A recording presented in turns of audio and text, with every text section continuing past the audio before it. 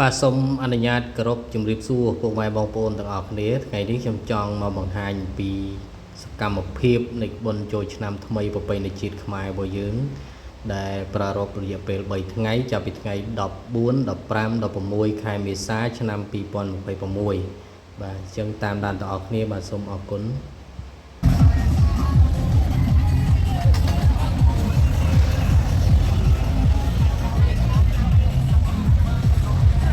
ទស្សនភាពដែលកំពុងតែបង្ហាញនេះគឺនៅតាមដងផ្លូវលេខ303ផ្លូវចាប់ពីបំបែកលាជបុកមក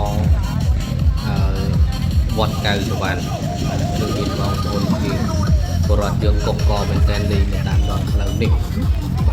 បើសិនជាមានការអភិវឌ្ឍតទៅមុខទៀតសាលាខេត្ត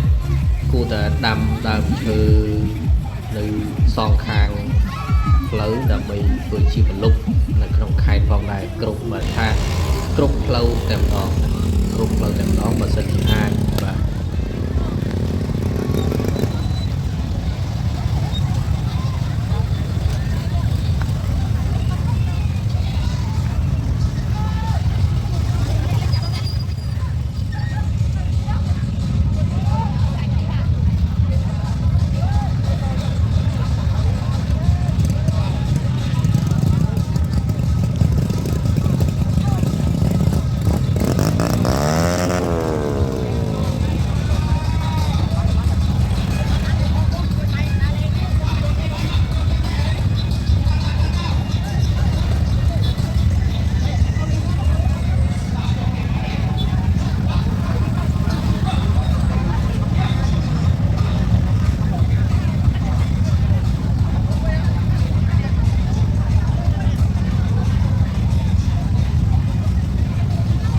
នឹងហើយបងប្អូនខ្ញុំគ្រាន់តែមើលឃើញអញ្ចឹងក៏សប្បាយចិត្តដែរបាទចំនួនបងប្អូនយើងគាត់សប្បាយបាទសប្បាយហើយគ្រាន់តែគាត់ឃើញខ្ញុំadmin កាន់កាមេរ៉ាអញ្ចឹងទៅគាត់សុំថតជាមួយសុំselfie ជាមួយបាទពេលហ្នឹងខ្ញុំប្រើប្រាស់កាមេរ៉ាមួយទៀតបាទដើម្បី selfie ជាមួយគាត់អញ្ចឹងកាមេរ៉ាមួយនេះខ្ញុំកំពុងថតនេះគឺបាន selfie ជាមួយគាត់ទេបាទបងប្អូនស្រីស្រីប្រុសប្រុសបាទគឺគាត់កំពុងតែលេងបាតម្សៅតាមដងផ្លូវបាទខ្លះក៏ស្រោចទឹកអញ្ចឹងទៅបាញ់ទឹកបាញ់អីអញ្ចឹងទៅណាបាទ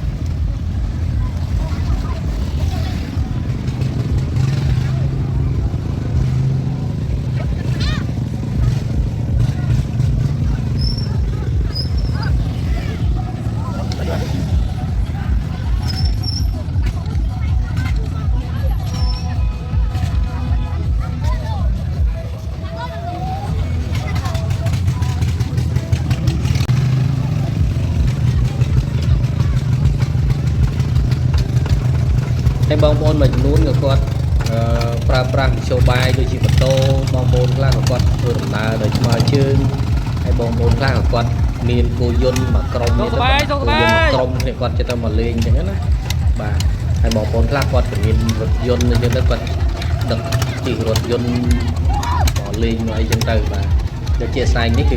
ប្រើប្រាស់គោយន្តបាទគោយន្តជាមួយក្រុមគ្នាគាត់អញ្ចឹងទៅបាទសបាយសបាយណាបងប្អូនសបាយចូលឆ្នាំនៅក្នុងប្រទេសកម្ពុជាយើងសបាយមែនទែនបាទ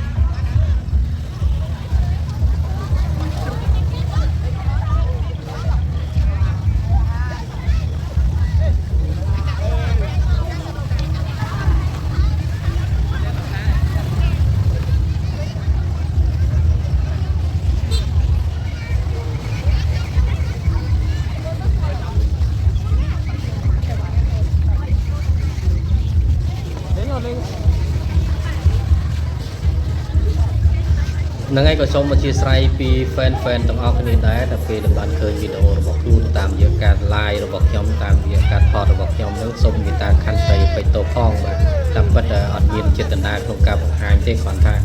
ចង់បង្ហាញអំពីសកម្មភាពរបស់បងប្អូនដែលចូលរួមក្នុងការអបអរសាទរពិធីបុណ្យចូលឆ្នាំថ្មីប្រពៃណីជាតិខ្មែរដែលប្រារព្ធឡើងតាំងពីដូនតាមកម្លេះអញ្ចឹងគេដំណើរនៃវប្បធម៌ទាំងអស់នេះគឺយើងជាអ្នកគ្រប់គ្រងហើយនឹងការថែរក្សាទាំងអស់គ្នាបាទនេះជាការគ្រាន់តែចង់បង្ហាញទេបាទអត់មានចង់ប្រើប្រាស់វីដេអូនេះក្នុងគោលបំណងទុច្ចរិតណាមួយទេបាទគឺចង់បង្ហាញអំពីសកម្មភាពរបស់បងប្អូនដែលចូលរួមក្នុងការលេងកម្សាន្តសប្បាយអបអរសាទរបុណ្យចូលឆ្នាំថ្មីប្រពៃណីជាតិខ្មែរយើងបាទ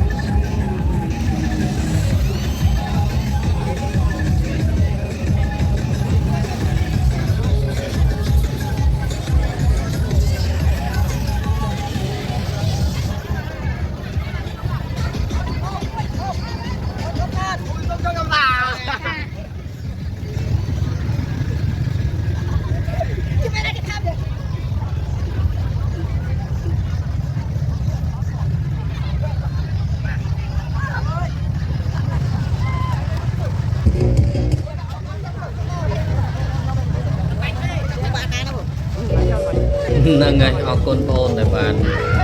សួរជាមុននឹងប៉ាតសួរថា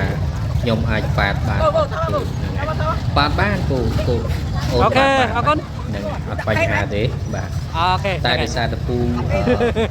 មានបញ្ហាអាឡែស៊ីចំពោះអញ្ចឹងអត់អាចបើកម៉ាក់បានទេដោយសារអាឡែស៊ីជាមួយម្សៅបាទជាស្រ័យបងប្អូនណា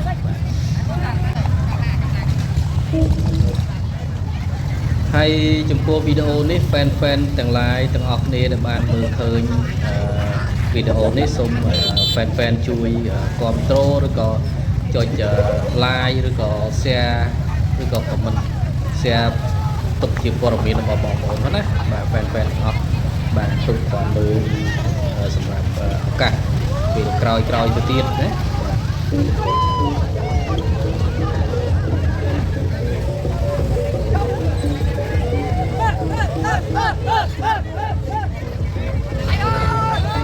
ហើយក៏សូមអរគុណបងប្អូនដែរដែលជួបគូគេហៅថា idol បាទ idol បងប្អូនណាបាទអរគុណច្រើន idol របស់បងប្អូនទាំងអស់គ្នាហ្នឹងបងទាំងអស់គ្នាហ្នឹងបាទអរគុណណាជួយ share វីដេអូនេះផងបាទទុកបាទក្រន់មើលដើម្បីកែកម្សាន្តក៏ទុកមើលទៅពេលក្រោយបាទអរគុណ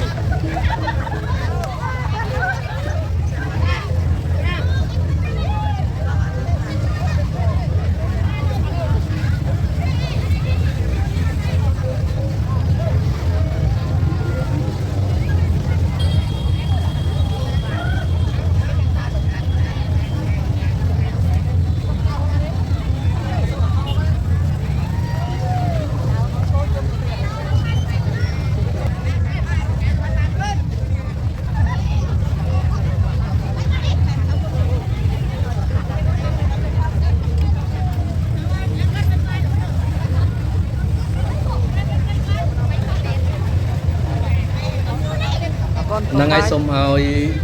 ôn bong chu luôn lên cầm san đôi cầm một con trâu lên cầm san đôi ភាពសិលធម៌ប្រកបដោយសិលធម៌ទាំងអស់គ្នាណាបាទ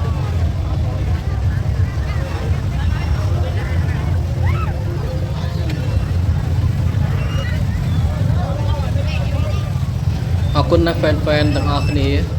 ដែលបានឃើញ admin ទៅចេះបានស្គាល់បានអីលើកដៃលើកអីចឹងទៅហៅណាអញ្ចឹងសង្ឃឹមថា fan ទាំងអស់គ្នាជួយគ្រប់គ្រង admin តាមរយៈការ like ការ share ផងណាបាទមិន share like និង share អត់ចង់បានអីទេគ្រាន់ថាចង់ឲ្យពុកម៉ែបងប្អូននៅមានការចងចាំនៅវីដេអូឬក៏សកម្មភាពរបស់ខ្លួននៅពេលដែលការចូលរួមក្នុងពិធីបុណ្យចូលឆ្នាំថ្មីប្រពៃណីជាតិខ្មែរអញ្ចឹងណានៅពេលណាដែលអូន fan អីមានគ្រួសារអញ្ចឹងទៅអញ្ចឹងភាពដែលគេហៅថាភាពនៅលាវភាពដែលនៅយុវវ័យអញ្ចឹងទៅយើងបាត់ហើយអញ្ចឹងយើងចង់ឃើញវីដេអូសកម្មភាពរបស់យើងនៅការពីកុមារភាពតាមរយៈវីដេអូនេះអាច share ទុកក៏ជាការល្អប្រសើរដែរណាបាទ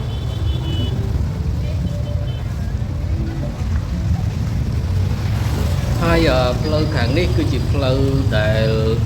ឆ្លងពីស្ពានថ្មមុខសាលាខេត្តស្ពានថ្មមុខសាលាខេត្តឆ្ពោះទៅខាងកើតណារាប់តាមរបងវត្តប្រទីដីទៅបុកជាមួយផ្លូវអសរតេមុខចាក់ខ្ចៅណាបាទផ្លូវនេះក៏កុសកសម្បើមមែនតែនបាទគឺមានការចូលរួមលេងទៅការបានម្សៅការចាក់ទឹកការស្រោចទឹកស្រោចអីចឹងទៅណាបាទ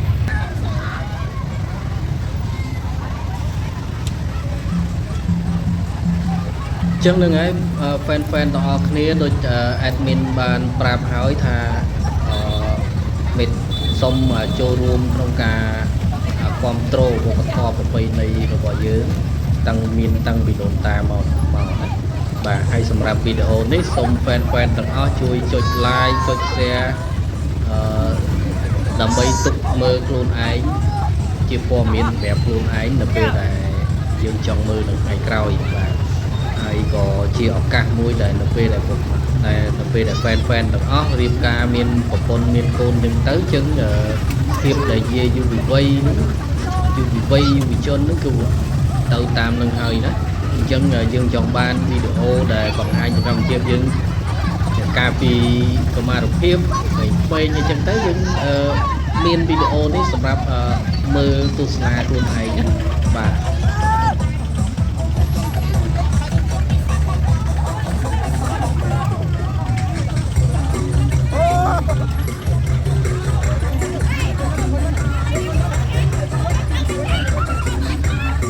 អញ្ចឹងសម្រាប់វីដេអូនេះគឺអត់មានអីទេបើគាត់ថាចង់ជូនដំណឹងរបស់ទៅដល់ពុកម៉ែបងប្អូនយើងលេងដែលមានទំនួលខុសត្រូវបាទលេងដែលប្រកបដោយសុជីវធម៌ណាបាទការលេងកម្សាន្តរបស់យើងធ្វើម៉េចឲ្យសុខសប្បាយទាំងអស់ទៅណាបាទមានសុខសុវត្ថិភាពតាំងពីចាប់ពីកន្លែងលេងរហូតដល់ផ្ទះសម្បែងយើងចង់ទៅឲ្យចូលរួមដោយទំនួលខុសត្រូវណាសូមអរគុណពុកម៉ែបងប្អូនសម្រាប់វីដេអូនេះអត់មានអីទេមានតែប៉ុណ្្នឹងឯងបាទអរគុណច្រើនបាយបាយ